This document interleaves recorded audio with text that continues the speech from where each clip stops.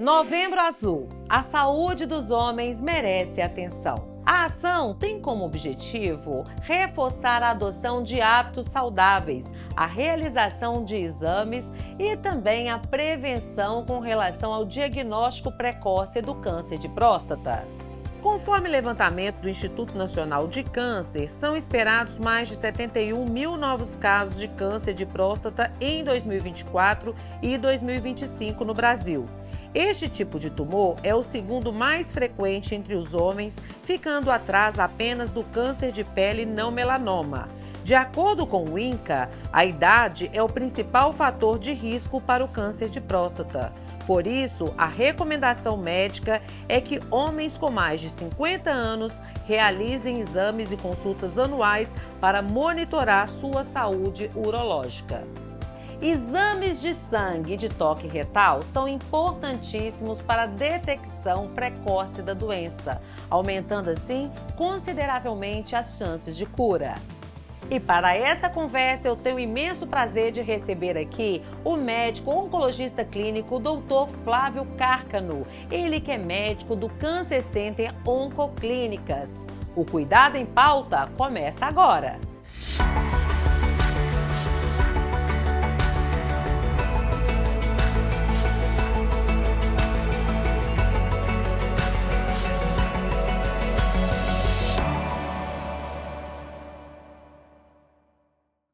Oi, gente! Cuidado em Pauta no ar. E hoje, para falar sobre o Novembro Azul, eu recebo aqui o Dr. Flávio Cárcano. Ele que é médico, oncologista clínico do Cancer Center Oncoclínicas. Tudo bem, doutor? Como vai? Tudo bem, Patrícia. Muito obrigado pelo convite de falar sobre um tema super importante aqui, né, para a nossa população e trazer informação é sempre fundamental. Nós é que agradecemos. Novembro Azul. Qual a importância de uma campanha intitulada como Novembro Azul, doutor?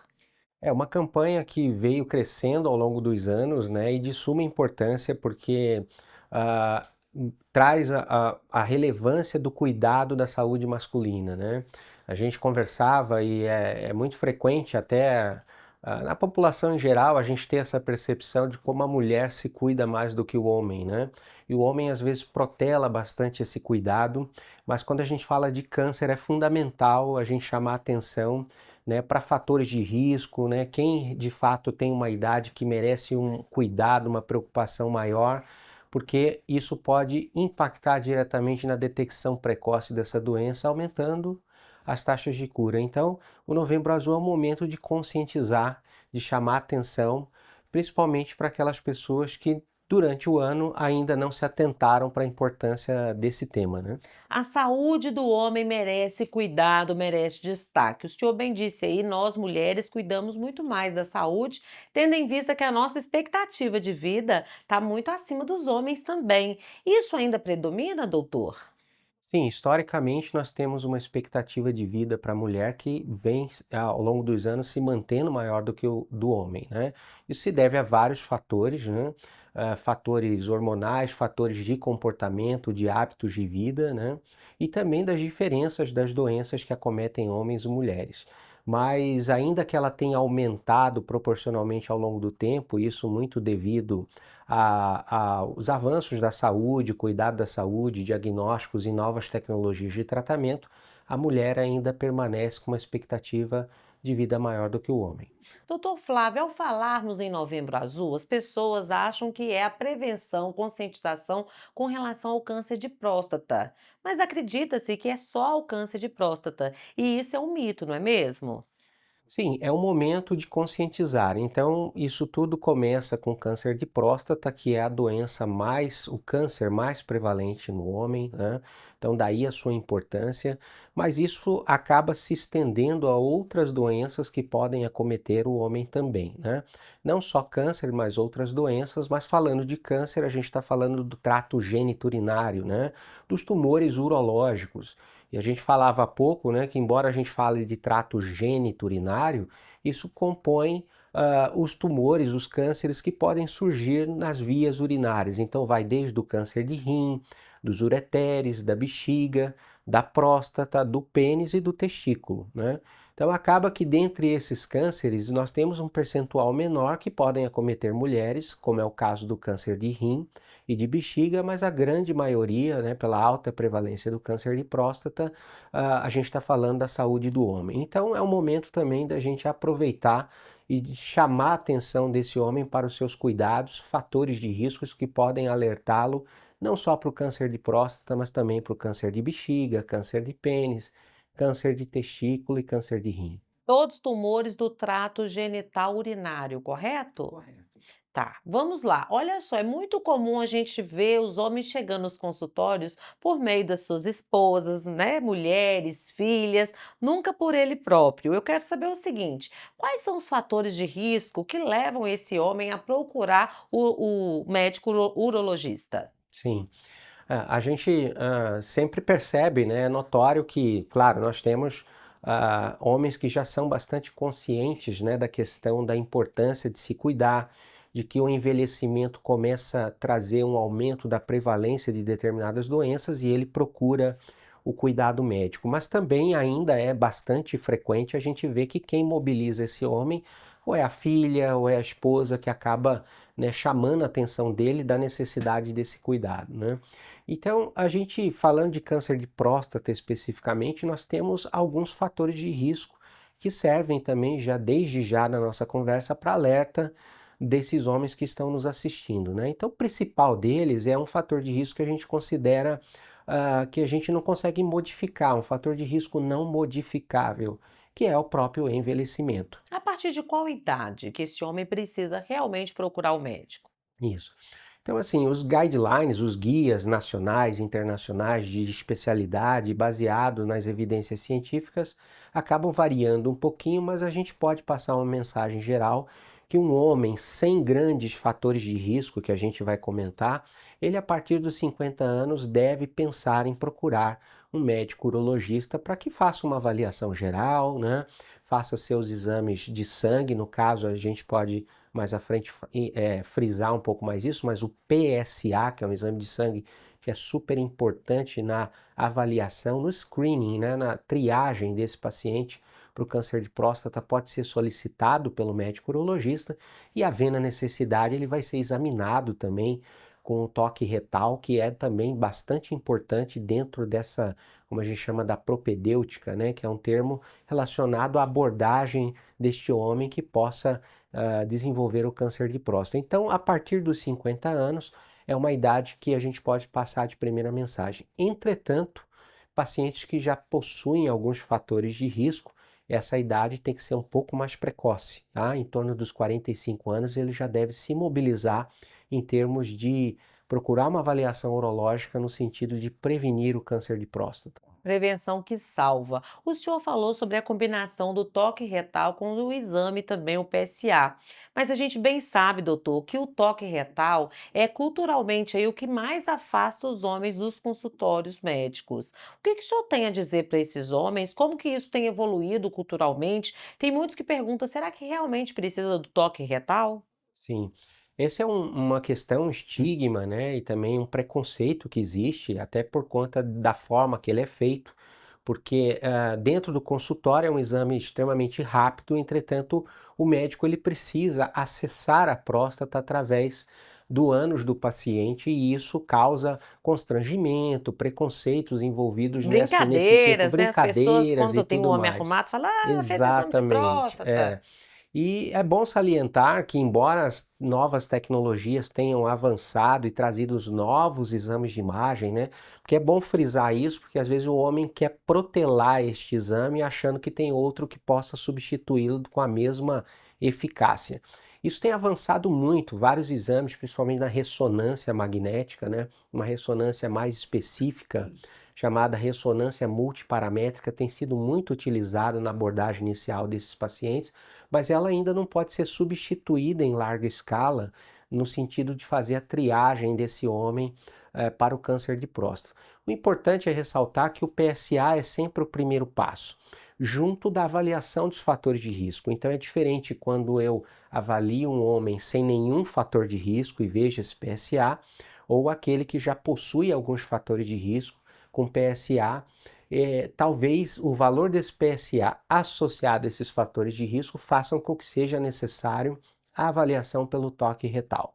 É um exame rápido, simples, tem o desconforto, mas se a gente brincava com os comparativos, né, a mulher desde jovem já faz exames, né, ginecológicos que também são desconfortáveis em certa monta, mas ela está ali em nome de uma preocupação de zelar pela sua saúde, Um né? bem maior. Um bem maior. Então é a mesma mensagem que a gente tem que passar para o homem, somente aqueles que se cuidam, estão zelando não só pela sua saúde, pela sua integridade, mas pela integridade de toda a família que quer ver ele com saúde e bem ali no seio familiar. Perfeito, doutor. Então, a nossa produção, a produção do Cuidado em Pauta, foi até as ruas para saber dos entrevistados. Será que os homens estão cuidando da saúde? Têm procurado o médico para agir preventivamente? Vamos ouvi-los, doutor? Vamos lá.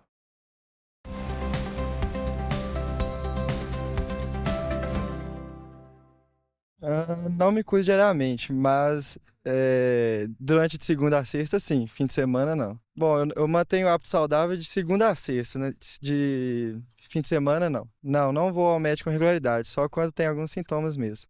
Sim, eu me cuido.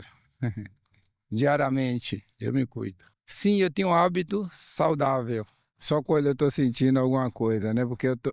Aí eu vou ao médico.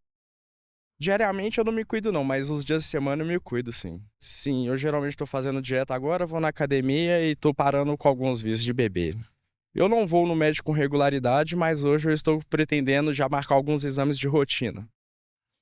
Não tenho muito costume, não. Não me cuido muito diariamente, não. Tirando, assim, produto de higiene, essas coisas, aí passo todo dia. Mas alimentação saudável, essas coisas, eu não sou muito, não é muito a minha área, não, minha praia. Não mantenho muitos hábitos saudáveis, não. Eu geralmente vou ao médico só quando tenho sintomas.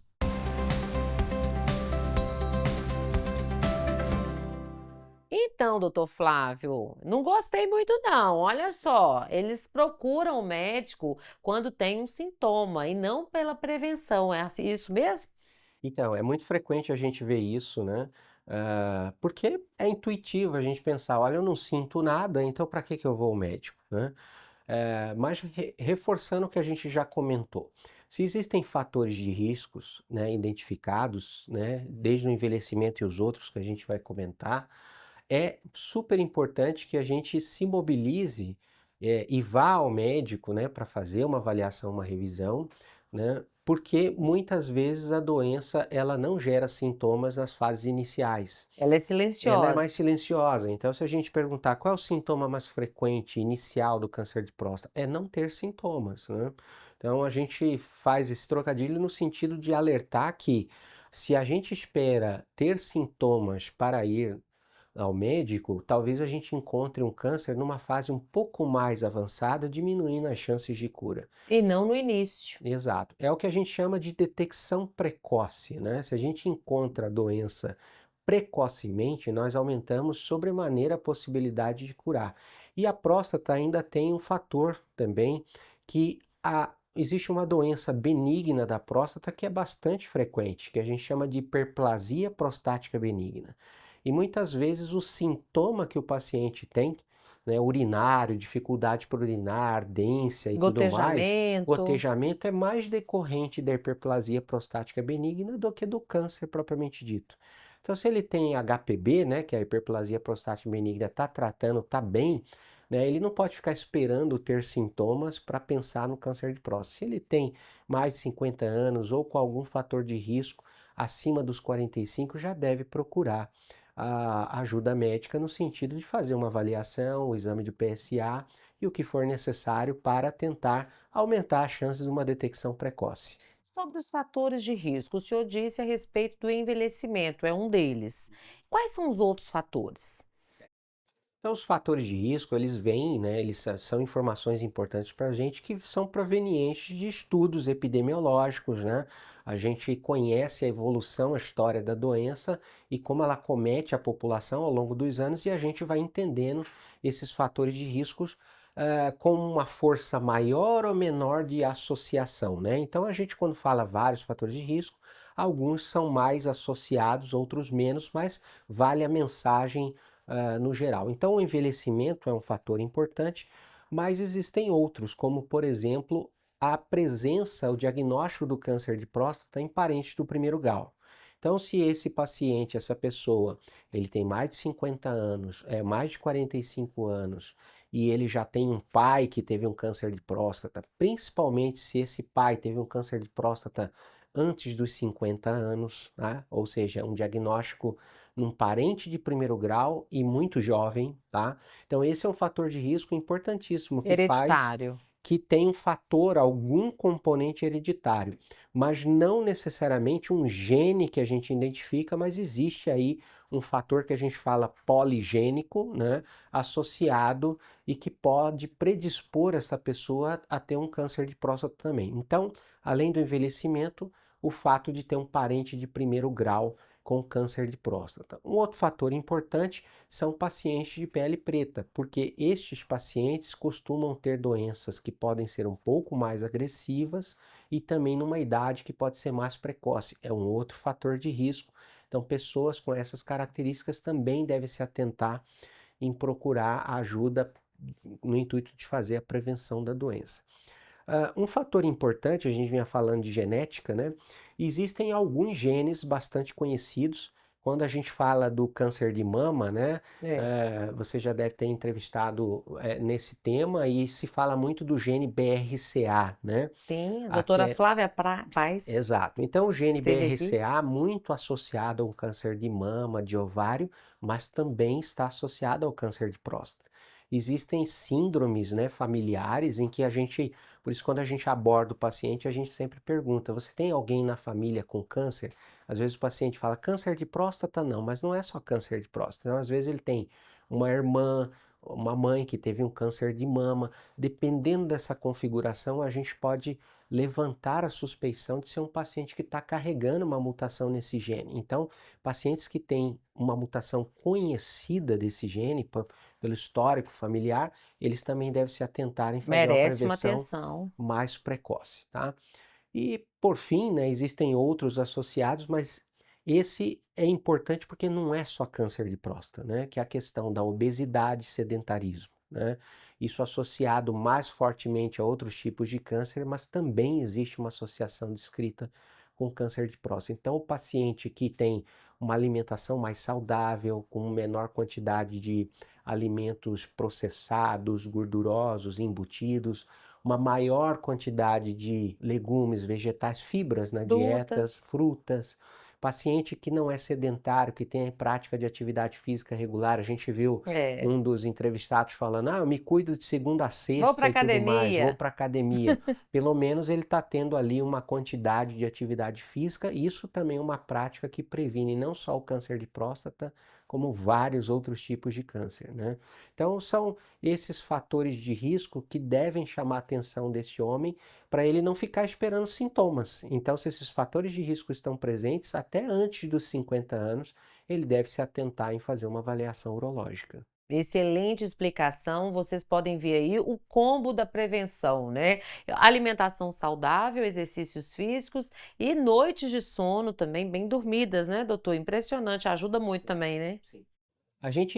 É difícil fazer estudos que a gente chama de epidemiológicos para tentar associar sono e estresse, né? A gente fala muito disso, mas é difícil você provar isso em números, mas a gente, na prática clínica, é muito comum ver isso. Pessoas que tentam diminuir o nível de estresse, ter práticas que geram maior bem-estar e tudo mais, assim como também pessoas que conseguem ter, além da atividade física regular, um sono muito reparador, né? Eles têm uma saúde melhor, porque isso está muito relacionado também à nossa imunidade. E esse é um ponto importante frisar, né? Porque o câncer ele não surge só pelos fatores que provocam o seu desenvolvimento, ele está no organismo vivo. Então, dentro desse organismo vivo, existe uma imunovigilância, ou seja, o nosso sistema imunológico ele está atento para células que se alteram, tá? Mas se essa imunidade ela não está muito saudável, isso também é um fator que contribui para o desenvolvimento do câncer. Tamanha importância da prevenção, mas culturalmente a gente sabe e nós vimos também que os homens andam fugindo do consultório. Ainda assim, voltando aí no exame de toque, é um tabu para esses homens. Será que é isso que faz com que os homens adiem, doutor, a procura ao médico urologista? Será que é? Eu acho que é um fator que ainda predomina, né? A gente sente na prática que o mundo mudou bastante, então a informação é fluida. Eu acho que a informação, infelizmente, a informação ruim chega também, mas a informação boa também chega. Então, mais pessoas se conscientizando, ou mais familiares, né? A gente falou filhas e esposas que acabam levando o paciente se conscientizando e se mobilizando mais para levar esse homem para uma avaliação médica. Entretanto, ainda é bastante predominante esse tabu, né, dessa questão. A gente vê volta e meia brincadeiras relacionadas a isso, do toque retal.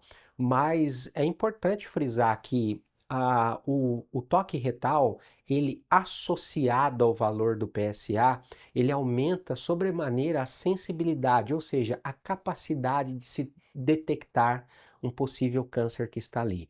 Porque, infelizmente, felizmente é raro, mas infelizmente existe condições em que o PSA pode até estar normal, mas um câncer está se desenvolvendo. A próstata pode estar aumentada. Aumentada ou principalmente com um nódulo endurecido, muito típico, e que um urologista com a mínima experiência consegue perceber que aquele nódulo se trata de uma doença, provavelmente um câncer de próstata nascendo ali. E cânceres que têm maior agressividade podem se desenvolver sem necessariamente alterar o PSA. É claro que isso é a exceção, não é a regra, mas é uma justificativa bastante clara de por que muitas vezes pacientes com fatores de risco, o toque retal tem que ser associado nessa avaliação, porque vai aumentar a chance de uma detecção precoce. E a nossa produção, a produção do Cuidado em Pauta, continua nas ruas e perguntou para os entrevistados: você já procurou o médico urologista? Qual será que foi a resposta? Vamos conferir?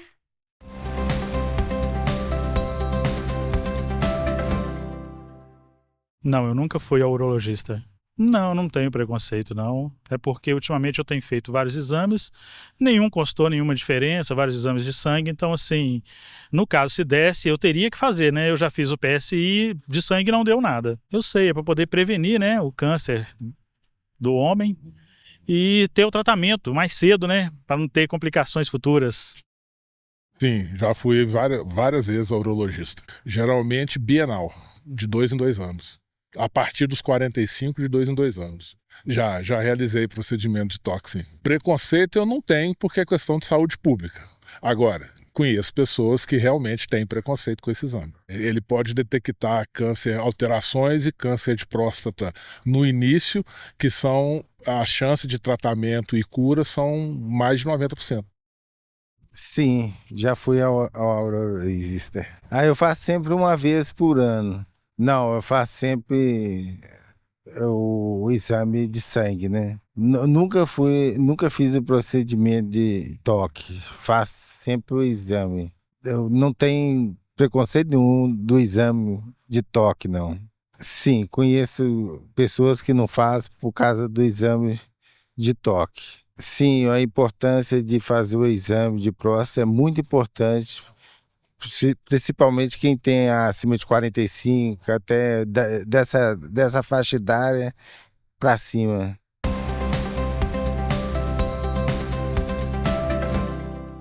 Então, doutor Flávio, informação ela chega, não é mesmo? Mas ainda assim tem o tabu de procurar o médico urologista. Sim, você viu que os entrevistados surpreendeu positivamente, né, com a informação. Você vê que eles têm a informação da importância, né? Um dos entrevistados faz exames regularmente, né? Realmente foi um exemplo bastante positivo, né? Outro chama atenção que eu sempre faço os exames e tudo mais, mas depende que exames são esses, né? Será que ele de fato tem uma avaliação de um urologista ou de um oncologista para direcionar, identificar esses fatores de risco? voltando àquela ideia de que não só os exames são suficientes, a gente precisa identificar se aquele paciente está num fator de risco maior ou menor e fazer uma avaliação urológica mais completa, né? Então a informação chega, mas a gente precisa de fato incentivar e conscientizar cada vez mais para que ela seja colocada de fato em prática, né? Perfeito. Ao ser diagnosticado com câncer de próstata, o paciente ele começa o tratamento. Como que é o tratamento? As chances de cura? Sim. Ah, em linhas gerais, quando a gente fala em oncologia e faz um diagnóstico de câncer, uma etapa fundamental é o estadiamento, né? Esse nome se refere ao fato da gente entender se é uma doença restrita àquele órgão, se ela já começa a querer migrar para fora daquele órgão, ou até, infelizmente, alguns casos que já se apresentam com a metástase, né? Onde as chances de cura são bem menores. Então, a gente pode dizer que nos estadios mais precoces do câncer de próstata, a taxa de cura é altíssima, Mais né? de 80%? Mais de 80%, com certeza, né? Dependendo de algumas nuances, porque existem vários estadios, mas nos estadios mais precoces, para o público entender, aquele caso em que a doença está só na próstata, tá? E que comprometeu ainda que uma extensão maior da próstata, mas sem migrar para os linfonodos ou para as estruturas que estão em volta da próstata e claramente sem nenhuma sinal de doença, né, fora da próstata à distância, tá? Esses casos são altamente curáveis, mas a gente precisa fazer o diagnóstico e definir qual que é o melhor tratamento, tá? Cirurgias são necessárias Uhum. durante o tratamento, Sim. doutor? Então, a cirurgia, tradicionalmente, para esses casos com intenção de curar o paciente, né, ela é o tratamento, a cirurgia é o tratamento mais antigo, mais convencional, mas hoje nós também lançamos mão de protocolos que envolvem a radioterapia. Muitas vezes um paciente tem uma contraindicação para ser operado, ou tem uma expectativa de vida menor e um risco cirúrgico maior. A radioterapia, não só para esses, mas é um exemplo típico em que a radioterapia pode ser tão efetiva quanto a cirurgia e pode ser usada como tratamento. E vale salientar uma situação também bastante específica, especial que a gente chama de vigilância ativa. Não é todo câncer de próstata diagnosticado que a gente precisa tratar imediatamente, seja com cirurgia ou radioterapia. Mas como é que é isso, né? Às vezes o público pode estar pensando, né? Mas eu tenho um câncer, tem que tirar isso de mim. Mas imagine que a gente tem um câncer, mas ele tem vários componentes e características muito favoráveis, ou seja, a gente conhece essa história daquele tipo de câncer sabendo que é muito indolente, muito lento, que ele não tem uma capacidade grande de se espalhar. Muitas vezes é um paciente com mais idade, né? Que vai conviver com aquele Exato, e aí câncer. ele eventualmente ele vai sofrer consequências de uma cirurgia de radioterapia que ele não precisaria sofrer. Então a vigilância ativa dá a oportunidade para este paciente ser acompanhado de forma protocolar com um oncologista ou com um urologista, onde ele repete exames com determinada frequência. Muitas vezes é necessário a gente repetir essa biópsia da próstata depois de um determinado tempo para confirmar se as características da doença que são favoráveis permanecem. Se elas permanecem, vida que segue, Ótimo, né? normalmente. Vida tá boa. Se essa mudança ocorre de forma mais intensa, com modificação de grau de doença ou um estágio que avança, aí a gente imediatamente lança a mão ou da cirurgia ou da radioterapia. O tratamento, então, ele é personalizado. Personalizado. Depende de cada Exato. paciente. Uma dúvida muito comum entre os homens: o câncer de próstata, ele pode causar impotência sexual? Bom, o câncer de próstata no seu desenvolvimento, né, raramente vai ser uma causa da impotência. Entretanto, os tratamentos que são realizados, radioterapia, mas principalmente a cirurgia, pode trazer como um efeito, né, vamos dizer, colateral do procedimento a impotência sexual. E isso não é para todos, tá? Não é a maioria que vai ter isso. E depende de alguns fatores. É diferente um paciente que já sofre de impotência e vai ser operado. Então é claro que a chance é muito grande que isso piore depois da cirurgia. Se é um paciente mais idoso, a gente sabe que a potência sexual, fisiologicamente, ela cai conforme a idade. Então, o paciente de mais idade tem um risco maior de impotência da cirurgia. Mas se é um paciente que não tinha impotência previamente, mais jovem, né, menos de 60 anos principalmente, ele tem uma chance muito boa de fazer a cirurgia, ser curado e não sofrer com impotência.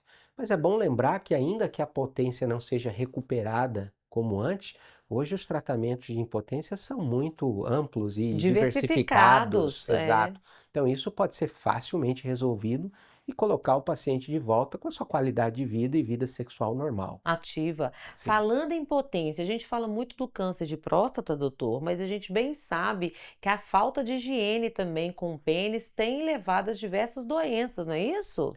Sim. A questão do câncer de próstata, a gente falou no início que também o Novembro Azul é um momento que alerta o câncer de próstata, mas também para as outras doenças que afetam o homem.